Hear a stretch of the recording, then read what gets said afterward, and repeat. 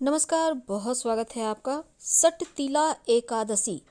इस दिन भगवान श्री हरि विष्णु की विशेष पूजा करने का विधान है। ज्योतिष के अनुसार सटतिला एकादशी के दिन तिल का बहुत खास महत्व होता है। इस दिन तिल का 6 तरह से प्रयोग किया जाता है। जैसे नहाने के पानी में तिल डालकर फिर स्नान करें, ज़्यादा नहीं, 1 चुटकी। तिल का उपटन लगाइए, तिल से हवन कीजिए, तिल मिले जल से तर्पण करें या सूर्यदेव को अर्पित करें, तिल का दान करें और तिलों से बनी हुई चीज़ों का सेवन करें। बहुत शुभ माना गया है। तो इस बार सटतिला एकादशी का व्रत 6 फरवरी को रखा जाएगा। शुभ मुहूर्त क्या है? देखिए, माघ मास के कृष्ण पक्ष की एकादशी तिथि को सटतिला एकादशी कहते हैं और इस तिथि की शुरुआत 5 जनवरी की शाम 5:24 से होगी और इस तिथि का समापन 6 जनवरी को शाम 4:07 पर होगा। उदया तिथि के अनुसार सटतिला एकादशी का व्रत 6 फरवरी को रखा जाएगा। 7 फरवरी की सुबह 7:06 से सुबह 9:18 के मध्य पारण किया जाएगा। सटतिला एकादशी के दिन पूजा कैसे करेंगे? देखिए, सुबह सुबह स्नान करके भगवान श्री हरि की पूजा करें, उन्हें पुष्प धूप आदि अर्पित करें। व्रत रखने के बाद रात को भगवान की आराधना करें।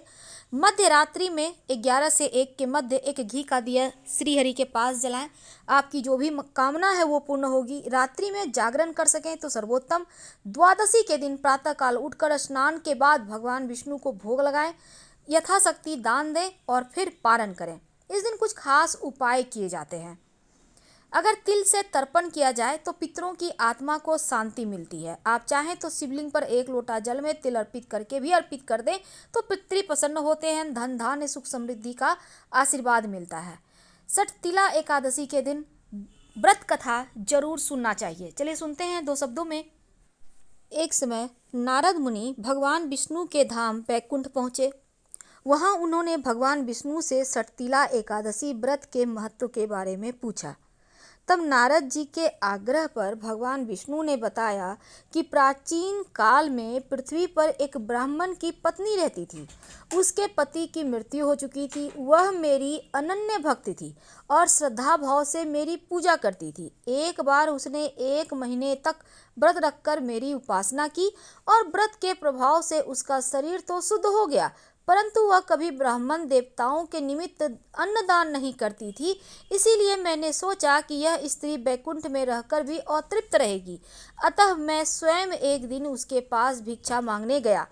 जब मैंने उनसे भिक्षा की याचना की तब उसने एक मिट्टी का पिंड उठाकर मेरे हाथों पर रख दिया। मैं उस पिंड को लेकर अपने धाम को लौट आया। कुछ समय के बाद वह देह त्याग कर मेरे लोक में आ गई।